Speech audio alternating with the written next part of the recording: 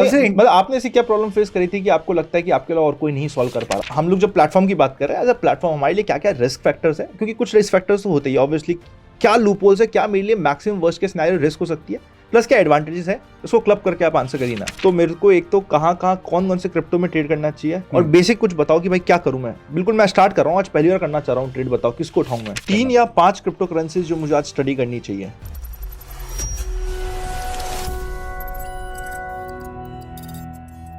तो देखो, क्रिप्टो की नॉइज बहुत हो रही है, आई थिंक सबने सुनी है ना। अभी पर्टिकुलरली यूएस इलेक्शन के बाद तो बहुत एकदम से वो हो गया। पर जो सबसे सही स्टोरी मुझे लगी है क्रिप्टो करेंसी में जो प्ले आउट हुई है in the last couple of years, that is El Salvador. ये एक कंट्री है साउथ अमेरिका में, काफ़ी लोगों ने सुना भी नहीं होगा।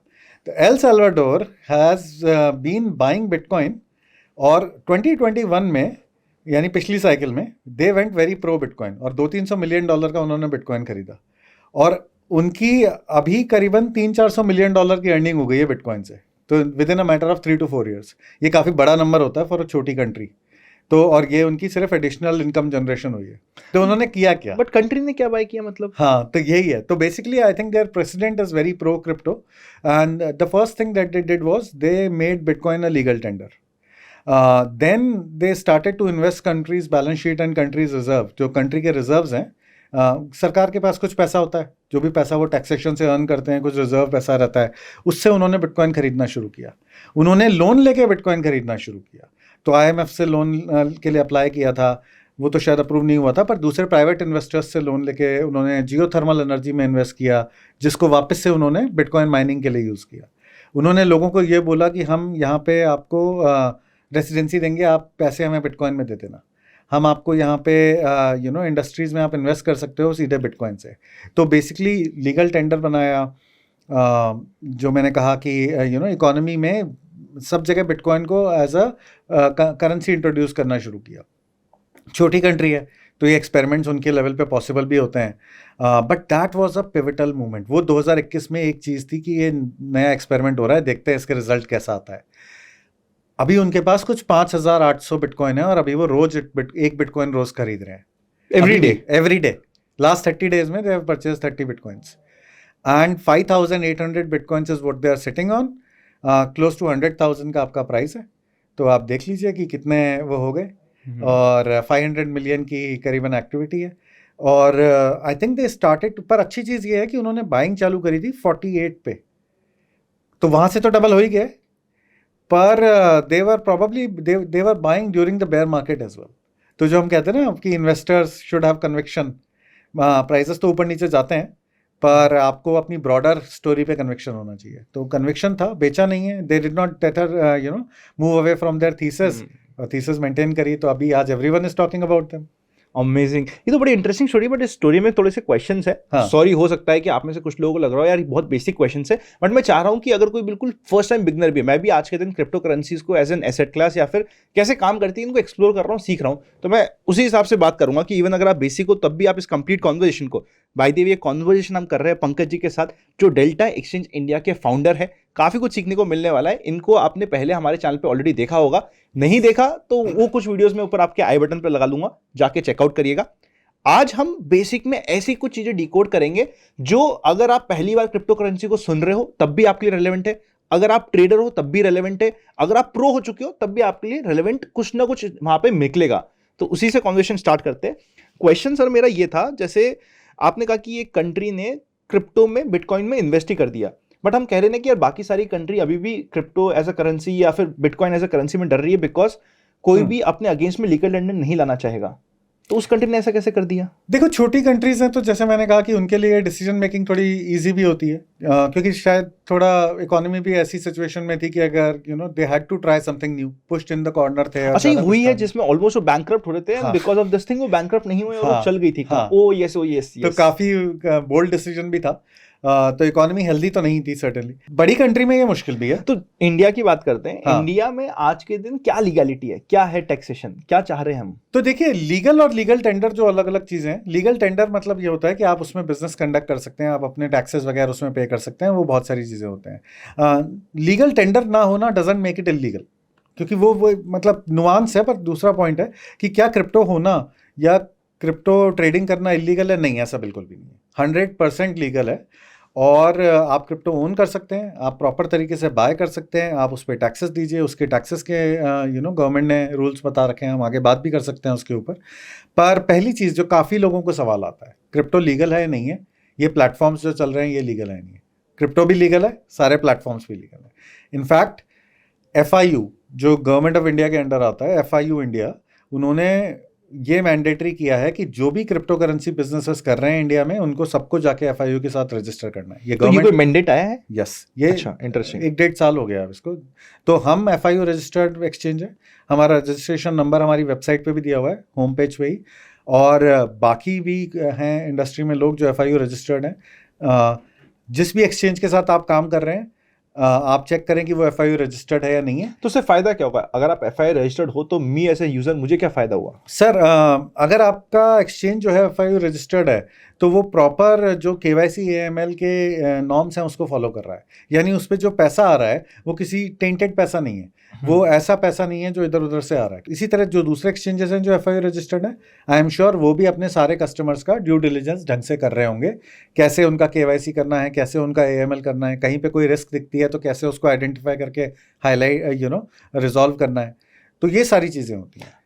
और उसके बाद आपको बेसिकली जो हम ट्रस्ट वाली बात कर रहे थे और जो लीगल वाली बात कर रहे थे कि अगर हम लीगल नहीं होते तो हम ऐसे ओपन में बिजनेस थोड़ी कर रहे हो। देखो, ये आपकी बात समझ आएगी। जैसे सरकार ने टैक्स किया तो ऑब्वियसली उन्होंने टैक्सेशन ले रहे हैं, मतलब उन्होंने इसको एक अप्रूवल तो दिया है कि एक हाँ सेंस ऑफ अप्रूवल। बट आप टैक्सेशन में ऐसा लग नहीं रहा पनिशमेंट है कि भैया मतलब अगर तुम्हें कोई प्रॉफिट हो रहा है तो प्रॉफिट पे तो तुम्हें टैक्स लगेगा, लॉस को तुम सेट ऑफ भी नहीं कर सकते, लॉस अलग रखो, हर प्रॉफिट में टैक्स देते रहो, तो आदमी प्रॉफिटेबल ही कैसे होगा? तो ये चीज है क्रिप्टो स्पॉट में, क्रिप्टो फ्यूचर्स एंड ऑप्शंस में ये नहीं है। डिफरेंस बता दो। हाँ, तो क्रिप्टो स्पॉट मतलब होता है कि आपने बिटकॉइन या कोई भी क्रिप्टो करेंसी खरीदी, फिजिकली खरीदी, और उसका टाइटल आपके पास आ गया। जैसे आप कोई भी चीज़ खरीदते हो, जैसे मैंने कोई एसेट खरीद लिया, मैकबुक खरीद लिया, तो उसका टाइटल मेरे पास आ गया कि अब ये मेरा है, मैंने इसके पैसे दे दिए, है ना, पूरे पैसे दे दिए मैंने इसके, जितने का भी ये था। तो जितनी भी यूनिट्स मैंने खरीदी उतनी यूनिट के पैसे मैंने दे दिए। ये स्पॉट ट्रेडिंग होती है, which is basically nothing but an exchange. जैसे मैंने कोई शेयर खरीद लिया, वैसे कोई शेयर खरीद लिया, कोई क्रिप्टो खरीद लिया। हाँ, तो शेयर जब आप खरीदते हो तो आपके डिमैट अकाउंट में शेयर आता है ना आपके नाम से, जैसे वैसे क्रिप्टो करेंसी का टाइटल आता है आपके पास। तो इसको बोलते हैं चेंज ऑफ टाइटल, है ना। तो जब भी आप क्रिप्टो खरीदोगे, उसके बाद जब आप क्रिप्टो को ऑफलोड करोगे यानी वापस बेचोगे, तब आपका 1% TDS कटेगा। पहली चीज तो ये। और जब भी आप जो भी आपने गेन बनाया उस पर आपको 30% टैक्स लगेगा। ये स्पॉट ट्रेडिंग पे, ये स्पॉट ट्रेडिंग पे है, ठीक है। FNO में आपका टाइटल नहीं चेंज हो रहा। FNO मतलब फ्यूचर्स एंड ऑप्शंस, आपको पता ही है। पर फ्यूचर्स एंड ऑप्शंस में अगर आपने बिटकॉइन के ऊपर फ्यूचर ट्रेड किया, तो उसमें आप एक कॉन्ट्रैक्ट में हो जो ये कहता है कि अगर बिटकॉइन ऊपर जाएगा तो जितना भी प्राइस डिफरेंस होगा वो आपको मिलेगा। यानी बिटकॉइन अगर 90,000 वाला 100,000 चला गया, तो जो ये 10,000 हैं ये आपको मिलेंगे। आपके पास टाइटल नहीं आता है बिटकॉइन का, आपके पास ये सिर्फ 10,000 आते हैं, राइट। और आप इसके लिए एक मार्जिन रखते हो कि भाई ये पोजीशन आप फ्री में तो खोल नहीं सकते, क्योंकि नीचे चला गया और नुकसान हो गया तो कौन लेगा। तो हम एक मार्जिन रखते हैं उसके लिए कि भाई नीचे चला गया तो वो नुकसान उस मार्जिन में से कटेगा, जिसको हम M2M बोलते हैं, राइट। तो नुकसान जब तक ही हो सकता है जब तक ये मार्जिन है। अगर आपको और लंबी पोजीशन खोलनी है और नीचे जाए जा रहा है आपके अगेंस्ट, तो आपको मार्जिन टॉप अप करना पड़ेगा। तो ये होता है। तो जब अगर प्रॉफिट में बंद करोगे तो आपका मार्जिन और जो प्रॉफिट हुआ है वो आपको मिल जाएगा। तो यहाँ पे आपके पास टाइटल नहीं आता। तो जैसे डेल्टा एक्सचेंज है हमारा एक्सचेंज, वहां पे क्या होता है, आप इंडियन रुपी लेके आते हो, आप इंडियन रुपी भेजते हो बैंक अकाउंट में, हमारे बैंक अकाउंट में, है ना। वो पीछे इंडियन बैंकिंग सिस्टम में रहता है, वो पैसा फॉरेन नहीं जाता, ना ही वो पैसा। कौन से बैंक में रहता है? हमारे जो बैंक, जिन भी बैंक्स के साथ हम काम करते हैं, हम तो मल्टीपल बैंक्स के साथ काम करते हैं, उनमें रहता है। और ये पैसा कभी क्रिप्टो करेंसी में कन्वर्ट नहीं होता। तो इस पैसे में का शेप कभी चेंज नहीं हुआ, INR का INR ही है। तो ये बहुत इंपॉर्टेंट पॉइंट है कि दो कस्टमर आए, एक ने लॉन्ग किया एक ने शॉर्ट किया, दोनों ने इंडियन रुपी दिया, ये पैसा कभी क्रिप्टो करेंसी में नहीं चेंज हुआ, ना ही ये कभी कोई फॉरेन करेंसी या डॉलर वगैरह या USDT कभी कुछ नहीं बना। तो अब एक लॉन्ग हो गया एक शॉर्ट हो गया, अब प्राइस ऊपर नीचे गया, ऊपर गया मान लेते हैं, तो एक का फायदा होगा एक का नुकसान होगा। तो जब दोनों ने अपनी पोजीशन क्लोज करी, तो जिसका फायदा हुआ वो अपना इंडियन रुपी में मार्जिन जो उसने पहले दिया था पैसा ले जा सकता और प्रॉफिट भी इंडियन रुपी। जैसे इंडिया में अगर आप काम कर रहे हो, इंडिया के ही लोग ट्रेड कर रहे हैं, तो आपको इंडिया का हमेशा काउंटर पार्टी चाहिए होगी, वो होगी नहीं इतनी अभी। नहीं है, क्यों नहीं है, हमारे पार्टी एक्सचेंज पे सिर्फ इंडियंस ही हैं और कोई है ही नहीं सारे। तो सपोज करते हैं मैंने एक लेग ओपन करी है और उसका मुझे काउंटर पार्टी नहीं मिल पा रही, तो उसको ऑर्डर बुक कंप्लीट कौन करेगा? अगर ऑर्डर बुक तो खुद ही प्राइस और डिमांड और सप्लाई को अच्छा, तो मैच आप करोगे कराती है वो ना। पूरा मैच ही कराओगे मेरे को? अच्छा नहीं, जो डिमांड तो ऑर्डर बुक में तो पहले ही लिक्विडिटी डली हुई है, जो भी है लिक्विडिटी डालने वाले लिक्विडिटी प्रोवाइडर्स भी तो इंडिया आप करोगे इतनी लिक्विडिटी है कि वो मैचेस हो जाएंगे? 17,000 करोड़ का ट्रेडिंग वॉल्यूम होता है हमारे एक्सचेंज पे रोज, डेली। तो इतनी लिक्विडिटी तो है।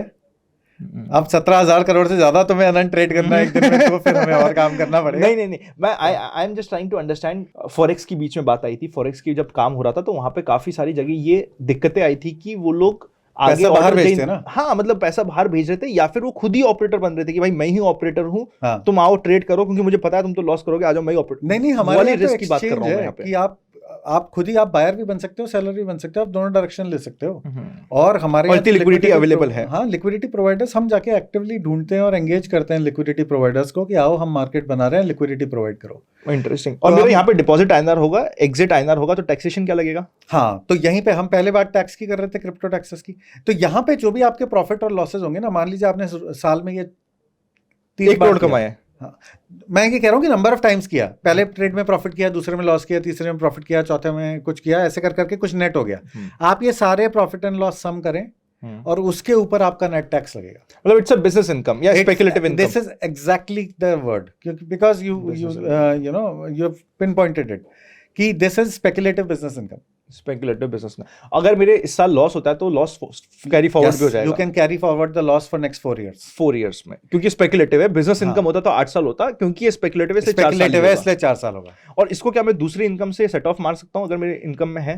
आप दूसरा, जैसे अगर आपने स्टॉक मार्केट में स्पेकुलेटिव इनकम जो होती है उससे सेट ऑफ नहीं होगा। नहीं होगा। हाँ, मैं उससे नहीं सेट ऑफ होगा, पर अगर आपकी कोई और स्पेकुलेटिव बिजनेस है उससे सेट ऑफ हो जाएगा। मान लीजिए ये एक स्पेकुलेटिव इनकम हो गई, एक और स्ट्रीम ऑफ स्पेकुलेटिव इनकम आपके पास है तो उससे सेट ऑफ हो सकता है। अच्छा, इसमें ये ध्यान रखना होगा, ये सब जो इनकम आएगी फाइनली ये इंडियन रुपी में आई है, स्पेकुलेटिव इनकम है, इसको आप अपने टैक्स स्लैब में ऐड करेंगे और स्लैब के हिसाब से और आप हमारा कोई टीडीएस नहीं काटोगे? नहीं, क्योंकि क्रिप्टो टीडीएस इसमें है ही नहीं ना। जब आपने क्रिप्टो बेचा ही नहीं, आपके पास तो टाइटल ही नहीं आया क्रिप्टो का, जब टाइटल ही नहीं आया तो आपने बेचा ही नहीं, तो बेचा ही नहीं तो कोई टीडीएस ही नहीं कटा। और ना ही उसमें जो प्रॉफिट लॉस ऑफसेट नहीं होते वो इश्यूज थे। वैसे वहां पे आप सेम एसेट में हो जाते हैं, मल्टीपल एसेट्स में नहीं होते। स्पॉट में अगर आप बिटकॉइन के गेन्स को इथेरियम के लॉसेस से ऑफसेट नहीं कर सकते, पर यहाँ पे कर सकते हो, क्योंकि ये सारे के सारे जो हैं ये स्पेकुलेटिव। अच्छा, बिटकॉइन, अच्छा वो सब लोग एक साथ ही हो गए, सोलाना का हो गया, चाहे मेरे पास हाँ, तो टोन का हुआ, चाहे किसी का भी, वो सब सेट ऑफ हो जाएगा। आपने मान लो 50,000 रुपए बनाए बिटकॉइन ट्रेड करके प्रॉफिट, आपने 30,000 रुपए का नुकसान किया इथेरियम ट्रेड करके, आपने 70,000 और बनाए सोलाना ट्रेड करके, तो टोटल कितना हुआ? 70 प्लस 50 120 माइनस 30 90 पे आप अपनी इनकम में ऐड कर दो और उसमें जो स्लैब आएगा उसके साथ। आपका भी डेली वॉल्यूम क्या, आपने कुछ फिगर बताया? 17,000 करोड़ के आसपास। इंडिया का डेली वॉल्यूम क्या है? ये इंडिया का ही तो है हमारा। नहीं, आपका नहीं, ओवरऑल इंडिया का, सब एक्सचेंजेस में मिला के रफ आइडिया। हमारा market share, dominant market share है। We are the largest crypto currency futures and options platform in India. मेरे हिसाब से अगर बाकी कुल मिला के जो हमारा $2 बिलियन है, कुछ $300 मिलियन और होता होगा, तो मेरे हिसाब से 20,000 करोड़ मैक्सिमम है। हाँ, तो उसमें 17,000 आपके पास है। हाँ।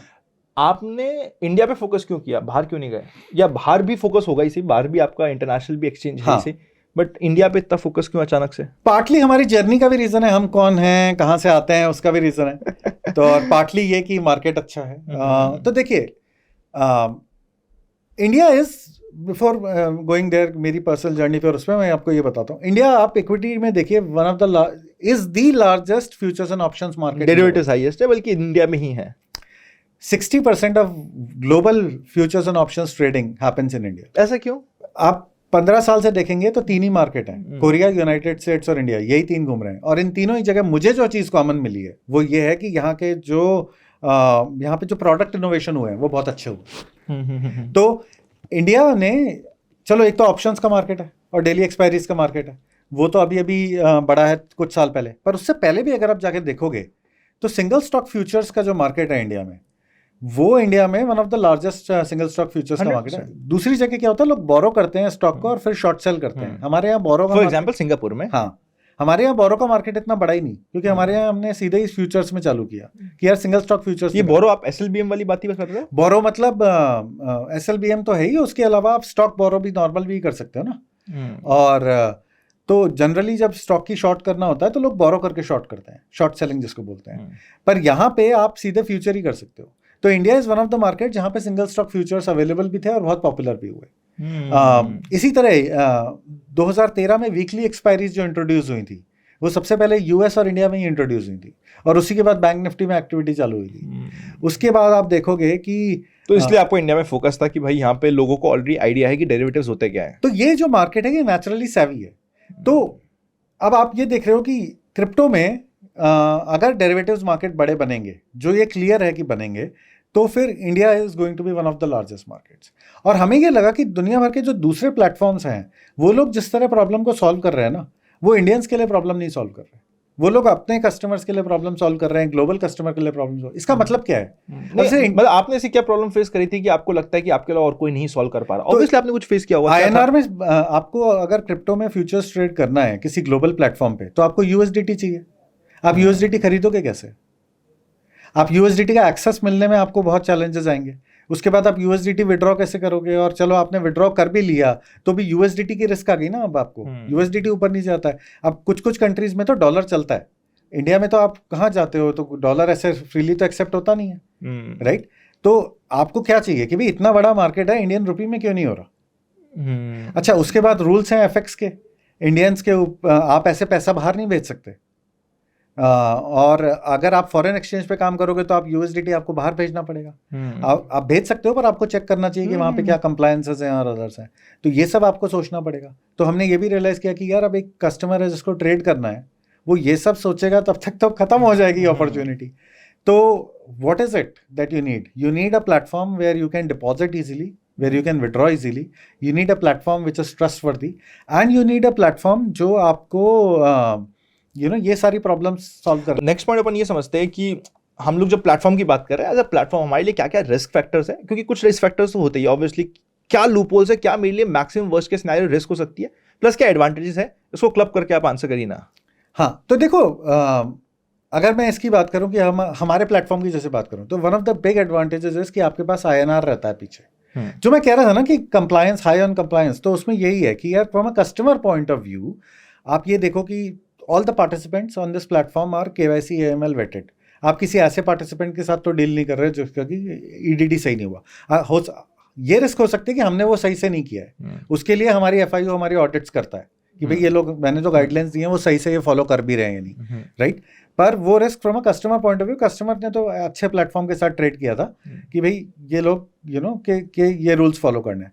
आप किसी ग्लोबल प्लेटफॉर्म पे डील कर रहे हो, आपको थोड़ी पता है कि वो किस तरह के रूल्स फॉलो कर रहे हैं, राइट? कुछ जो अच्छे हैं वो तो अच्छे फॉलो कर रहे हैं, पर अगर आपने किसी गलत काउंटर पार्टी के साथ डील कर लिया जिसने आगे पैसा कुछ गलत एक्टिविटी में यूज कर लिया, तो आप चेन में आ गए ना।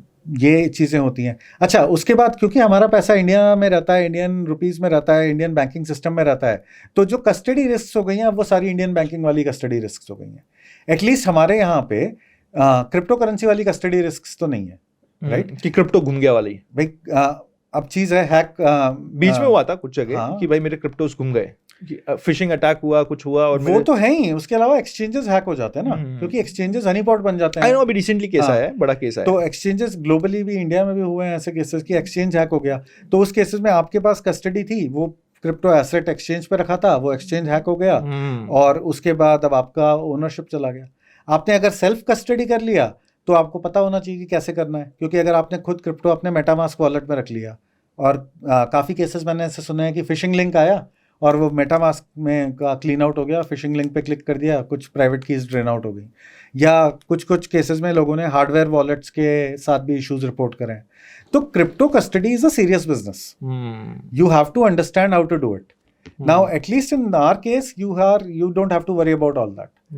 You have to worry about the risk. Trade क्या कर रहे हो भैया तुम? हाँ, that is your biggest risk. There are other risks, पर वो सारे उस रिस्क के कंपैरिजन में एंसिलरी हो जाएंगे। आपके ये वाले रिस्क निकल गए कि ये मेरा पैसा कहाँ, तो चलो यहीं से बात करते हैं। मैं बिल्कुल फर्स्ट टाइम बिगिनर हूँ, तो मेरे को एक तो कहाँ कौन से क्रिप्टो में ट्रेड करना चाहिए, और बेसिक कुछ बताओ कि भाई क्या करूं मैं, बिल्कुल मैं स्टार्ट कर रहा हूं, आज पहली बार करना चाह रहा हूं ट्रेड, बताओ किसको उठाऊं मैं। तो सबसे पहले तो लार्ज कैप्स को देखो, लाइक एनी मतलब? अदर मार्केट, बिटकॉइन ईथर को स्टडी करो कि ठीक वहां है। पे क्या है। अच्छा, आप अगर ट्रेड कर रहे हो या इन्वेस्ट कर रहे हो, मैं ऑलरेडी एक क्वालिफिकेशन मान रहा हूँ कि आप ट्रेड करने के पॉइंट ऑफ व्यू से बात हाँ ट्रेड कर right? रहे हैं हम, क्योंकि आप प्राइस मूवमेंट या तो हम स्विंग ट्रेड करना चाह रहे हैं, स्विंग ट्रेड मतलब कि हम चाह रहे हैं कि 3-4 हफ्ते टाइप्स में होल्ड कर ले, हाँ। या फिर हम शॉर्ट टर्म ट्रेड करना चाह रहे हैं कि हमें 3 दिन से लेके 15 दिन तक के मूवमेंट को कैप्चर करना करना। ये दो चीज कैप्चर करना। तो इसमें स्टेप 1 है delta.exchange की वेबसाइट पे जाके अकाउंट बनाना। ठीक है, फ्री अकाउंट है, लाइफ टाइम फ्री अकाउंट है, वो अकाउंट बनाओ। ठीक है, ठीक है, और साइन अप कर लो, केवाईसी कर लो, उसके बाद अपना account, bank account number add करना पड़ेगा। आप लोग चेकआउट करना चाहो, link will be in description, आप चेकआउट कर सकते हो। ठीक है, चलो आगे। यहाँ पे आ गए, अब आते हैं एक्चुअल ट्रेडिंग कैसे करनी। टूल्स हमारे प्लेटफॉर्म पे सारे हैं, आपके पास जो भी कॉइन्स हैं उनमें आपको सारे इंडिकेटर्स वगैरह मिलेंगे, ट्रेडिंग व्यू चार्ट मिलेगा जिसपे आप सारे एक्सपोनेंशियल मूविंग एवरेजेस देख सकते हो, अपना एवरेज ट्रू रेंजेस देख सकते हो, आरएसआई देख सकते हो। उसके बाद आपको ये देखना पड़ेगा कि किस टाइम फ्रेम पे आपको ट्रेड करना है, राइट।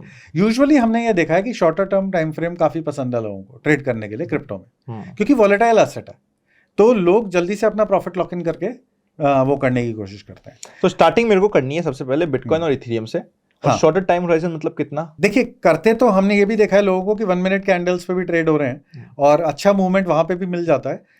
15 मिनट का टाइम फ्रेम काफ़ी पॉपुलर है कि विद इन 15 मिनट्स लोग काफ़ी ट्रेडिंग एक्टिविटी करते हैं, और it goes all the way to 1 day, end of course daily time frame भी काफ़ी पॉपुलर है। ट्रेंड्स जो ब्रॉडर मार्केट के हमने देखे हैं कि लोग ब्रॉडली मार्केट बुलिश है बेरिश है, इसको देखने के लिए यूज करते हैं 50 वीक मूविंग एवरेज या 20 week moving average, both of them and their crosses over one another. इसको देख के लोग जनरल व्यू बनाते हैं कि बिटकॉइन अभी बुलिश है या बेरिश है। उसके बाद नीचे आता है शॉर्टर टाइम। सिंपल करते हैं इसको, मतलब अगर 20 वीक मूविंग एवरेज के मेरा बिटकॉइन ऊपर चल रहा है तो मेरे को भी सिर्फ बुलिश ट्रेड पे ध्यान देना है। That is one way to think about it and most of our traders think about it like ठीक that. है, ठीक है। फिर आगे क्या करना है? उसके बाद आपको शॉर्ट टर्म देखना पड़ेगा कि आप कितना ड्यूरेशन है आपका होल्ड करने का। मान लीजिए आप 15 मिनट पे ट्रेड करना चाहते हैं, तो आप जो भी इंडिकेटर्स वगैरह यूज करते हैं मोमेंटम चेस करने के लिए, मोमेंटम काफी है इस एसेट क्लास में, तो मोमेंटम ट्रेडर्स के लिए तो ये बहुत अच्छा है। तो क्योंकि जैसे इंडिकेटर्स कौन सा यूज कर सकता हूं मैं मोमेंटम के लिए? वही स्टैंडर्ड इंडिकेटर्स यूज होते हैं, जैसे एक्सपोनेंशियल मूविंग एवरेजेस हो गए, मूविंग एवरेज क्रॉसओवर्स हो गए, या फिर ये सब काम करते हैं क्रिप्टो में, थोड़े ज्यादा अच्छे काम करते हैं अच्छा, as compare to traditional finance, because competition कम है। तो इस पे जेपी मॉर्गन ने एक रिपोर्ट भी लिखी थी कुछ साल पहले कि technical indicators seem to work beautifully in crypto. अच्छा, अब जैसे जैसे कंपटीशन बढ़ेगा, ये आपने मेरे साथ लास्ट टाइम शेयर करा था। हाँ, देखिए ऐसा नहीं है कि आपने क्रॉसओवर देखा, बाय किया और क्रॉसओवर हुआ, आपने सेल किया और फिर पैसे बन गए, नहीं, इतना सिंपल नहीं होगा।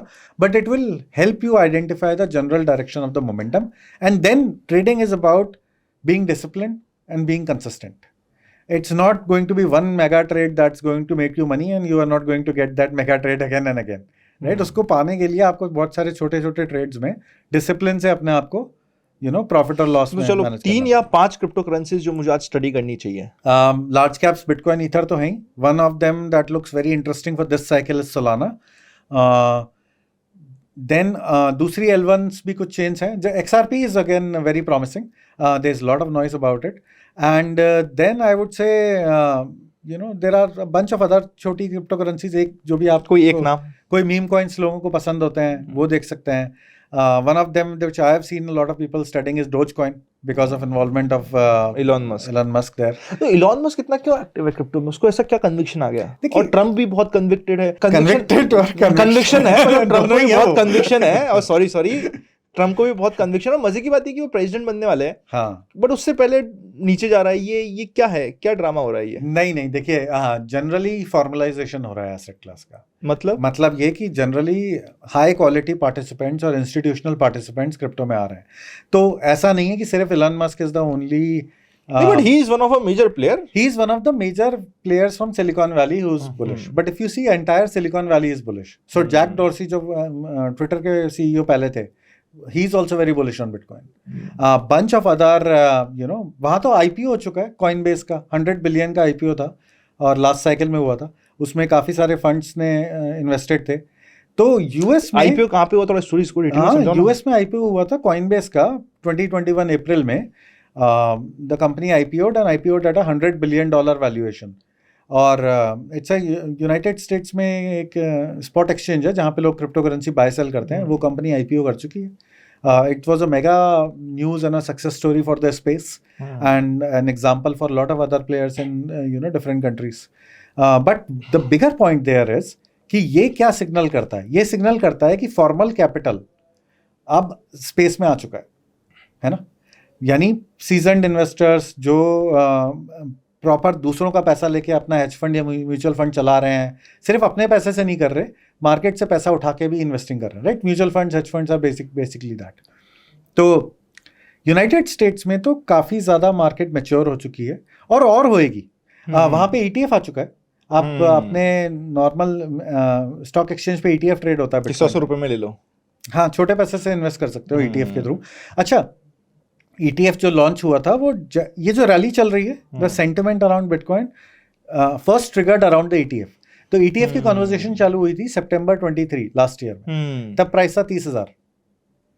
जनवरी में ETF अप्रूव हो गया. अभी एक साल के अंदर प्राइस करीबन, मेरे को अभी भी याद है 20,000 की जब आसपास है ना, तब मैंने डिस्कशन हुआ था मेरे घर पे कि यार अपन एक काम करते हैं यार, चलेगा नहीं चलेगा पता नहीं यार, क्योंकि मैं एक्सपर्ट नहीं हूँ इसका, तो मैं इस पर बात नहीं करता. बट एक बच्चा अपना है, दूसरा होने वाला है, दोनों के नाम पे एक एक लेके छोड़ देते हैं. अपन देखेंगे नहीं अगले 10 साल 20 साल, वो बच्चा ही देखेगा उसको. ऐसा कुछ कर लेते हैं. मेरे वाइफ के साथ डिस्कशन था, मैंने कहा ये कर लेते हैं. लिया नहीं लिया वो अपन ऑफ द ट्रैक रखते हैं, बिकॉज आई डोंट नो कितना कंप्लायंस में मैं बोल सकता हूँ कि लिया नहीं लिया, बट हाँ मतलब मेरा दिमाग में था कि यार ये लेके छोड़ देते हैं, देख लेते हैं, तो फिर मजा आएगा. तो ठीक है. और यहाँ पे मैंने ना क्रिप्टो में एक और चीज देखी, यहाँ पे सीजनैलिटी बहुत अच्छी काम करती है. फॉर एग्जाम्पल स्टॉक मार्केट की एक सीजनैलिटी आपको बताता हूँ सर. हमारे यहाँ पे स्टॉक मार्केट में क्या होता है, हिस्टोरिकली देखा गया है, स्पेसिफिकली इंडियन मार्केट्स में, कि करेक्शंस के लिए जनवरी फरवरी इज द टाइम जहाँ पे मेजर करेक्शंस की साइकिल स्टार्ट हुई है. 2020 स्टार्ट हुआ, आप सभी को पता है, जैन फेब में, मार्च में स्टार्ट हुआ. हमारा 2008 का क्रैश इसी समय था. 2000 का .com बबल इसी समय था. 1992 भी जनवरी फरवरी में था. तो जनवरी फरवरी का कर्स रहता है. क्रिप्टो में उल्टा है. क्रिप्टो में what I have seen is कि दिसंबर का कर्स है. आई डोंट नो, कुछ लोग पोजीशंस काटते हैं, कुछ निकालना वाला होता है, प्रॉफिट बुक करते हैं, दिसंबर में एक बार डिप मारता है, एंड ऑल्ट कॉइन्स अगर बाद में क्रिप्टो वापस से पुशअप होता है तो जनवरी फरवरी में थोड़ा सा ऑल्ट कॉइन्स का माहौल आता है. एम आई राइट या मैं गलत डायरेक्शन में सोच रहा हूँ? नहीं, कंप्लीटली गलत तो नहीं है. सीजनैलिटी है. बहुत गलत है. क्रिप्टो के अपन एक्सपर्ट नहीं है भाई. ठीक है, नहीं रहता है. पर if you see, I remember 2020 new year, उस टाइम पे 2020 न्यू ईयर पे पीपल वर टेलिंग अस कि यार this is the busiest new year that they have had, right? 2021 में भी आई थिंक जनरली ठीक ही था bitcoin. 2022 was a very bad year, so you're right there. November is when a lot of events happened in crypto, and December was pretty much a bad month. 2020 मेरा मतलब ये कि ऐसा नहीं कि हर जनवरी फरवरी में इंडियन मार्केट टूटेगा. हाँ, पर जब भी हुआ है अराउंड टूटता है तो उस समय आपको सावधान रहना चाहिए, क्योंकि 6 साल में से 7 साल में से जब एक बार टूटेगा, बम फटेगा, उस साल आप जनवरी फरवरी में फटता है. तो दिस वाज ट्रिगर मंथ्स. आप कह रहे हो कि ट्रिगर मंथ्स, ऐसा लगता है मेरे को. जो बिटकॉइन के 2 क्रैशेस हुए हैं, एक नवंबर में हुआ है जो लेटेस्ट वाला था, नवंबर दिसंबर. हाँ, पर अगर आप उसका भी देखेंगे तो वो क्रैश चालू 2022 जनवरी से नीचे आना चालू हो गया था. तो 2022 जनवरी से चीजें नीचे आना चालू हो गई थी, और जो बहुत बेकार न्यूज और worst time of the cycle जो होता है वो आते आते नवंबर दिसंबर हो गया था, which is pretty much in line with जैसा हमने 2008 में देखा था. जैन में टॉप हो गया था और आते आते सितंबर में हुआ था लीमन वगैरह. या फिर अगर हम प्रीवियस साइकिल देखते हैं क्रिप्टो की, तो वहां पे भी यही हुआ था कि 2018 जनवरी में चीजें हो गई थी, और उसके बाद नीचे जनवरी में क्रैश होता है. अच्छा, इंटरेस्टिंग. तो ये तो थोड़ी चीजें हैं. I think I got your question wrong last time, but हाँ, बट सीजनैलिटी है. सीजनैलिटी है, और टिपिकली 4 साल की साइकिल रहती है क्रिप्टोज में. हाँ, इक्विटी मार्केट्स में साइकिल थोड़ी लंबी होती है, टिपिकली 7 साल की. आप कह रहे हो हर 4 साल में एक क्रैश आ जाता है क्रिप्टोज में. 4 साइकिल में पूरा आपका अप डाउन दोनों कवर हो जाता है. टिपिकली अभी तक ये देखा. टिपिकल क्रैशेस क्या आते हैं बिटकॉइन में या क्रिप्टोज में? बिटकॉइन की बात करते हैं. जनरली किसी भी इक्विटी मार्केट में, किसी भी मार्केट में क्रैश जब होता है तो ओवर रीच की वजह से ही होता है. नहीं मतलब, बट उसके परसेंटेज के साइजेस क्या रहते हैं? तो पिछली बार जो हाई था वो 60,000 के आसपास था, जो डिप था वो 16,000 के आसपास था. तो 75% क्रैश हुआ है. उसके बाद उससे पहले वाली जो साइकिल थी उसमें हाई तो 20,000 था, और डिप जो था वो 3,000 तक था. तो अगेन और मजे की बात है कि 16,000 से वापस से 1 लाख होते होते पता ही नहीं चला. हाँ, 16 से अभी 1 लाख के आसपास है. तो तो वॉलिटिलिटी बहुत ज्यादा है, तो ट्रेडर की इंटरेस्टिंग है ये एसेट। ट्रेडर के लिए चाहे वो इंटरेस्टिंग है टूटे क्योंकि चाहे बहुत बढ़े। ज्यादा है। अच्छा, ये तो पूरी साइकिल 2 का पीक टू ट्रफ है ना, ये तो पीक टू ट्रफ है। तो अगर आप पीक टू ट्रफ, मुझे याद है 2008 का अगर हम बात करें, इक्विटी मार्केट की 6200 का पीक था और निफ्टी का लो जो था वो 2200 था।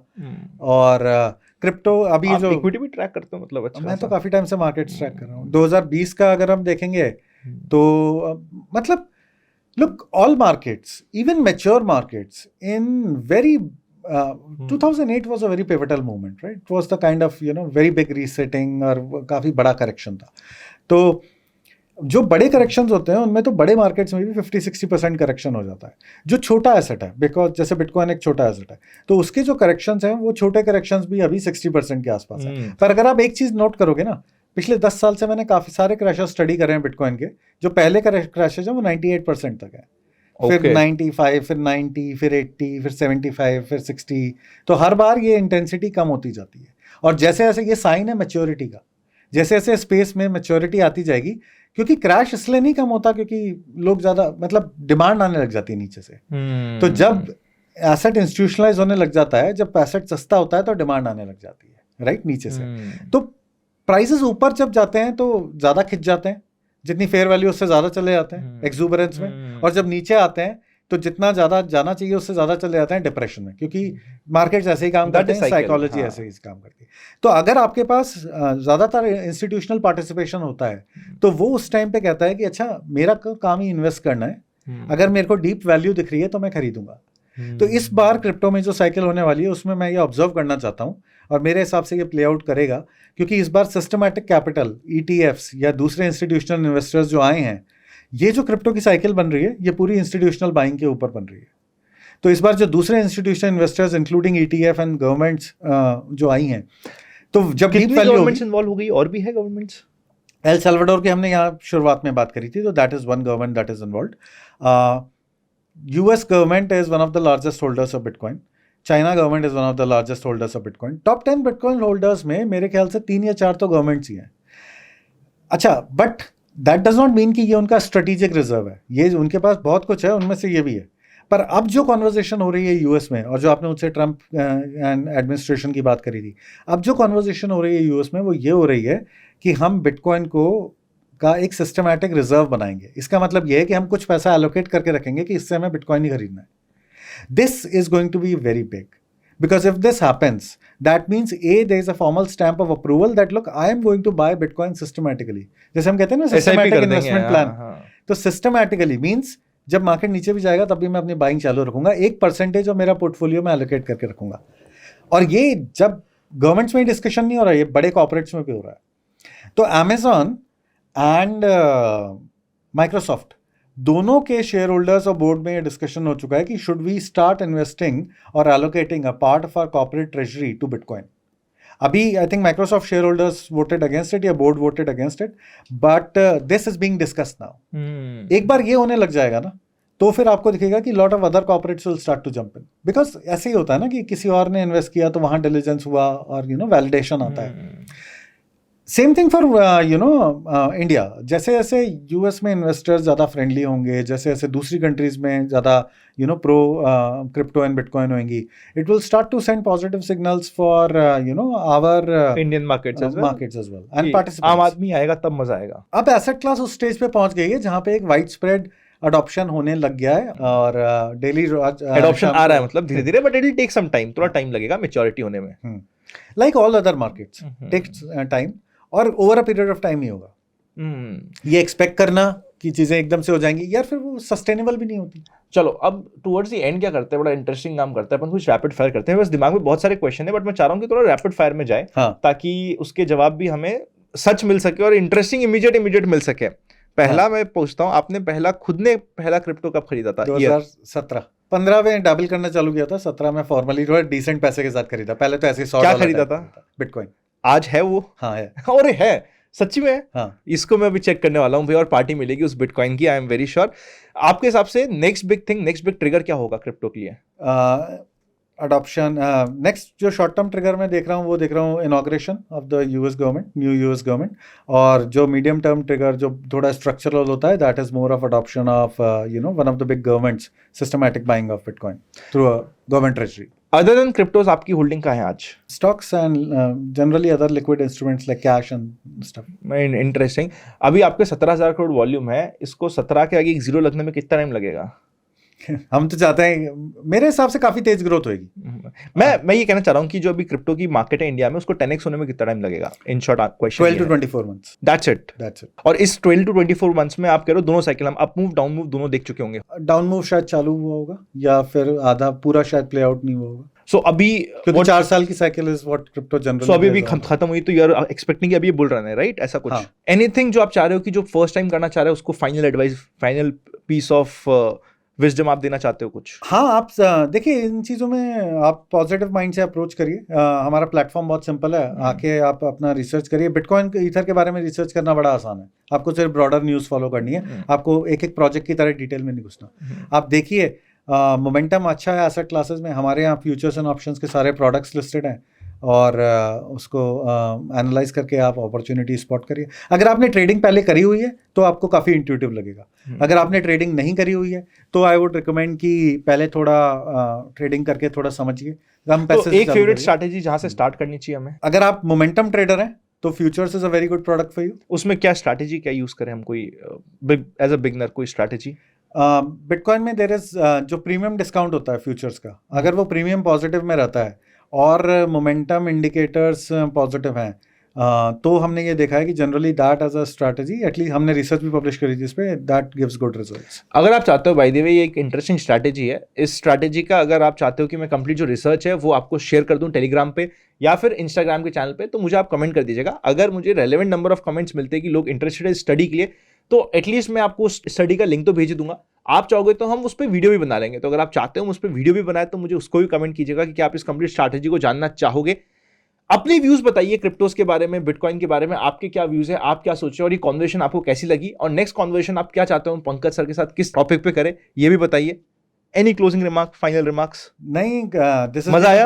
हाँ, this has been a good conversation और I hope people will come and try the platform. आप और हम बहुत एक्सेसिबल हैं. We are always available to talk about business in crypto and others. तो हमारे सोशल चैनल्स पे हमें फॉलो करिए.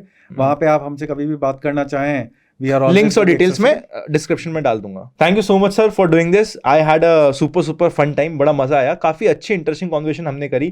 Thank you so much sir. Hopefully हम लोग कभी वापस बैठेंगे और कुछ बातचीत करेंगे. Definitely. Thank you so much. Thanks Anant.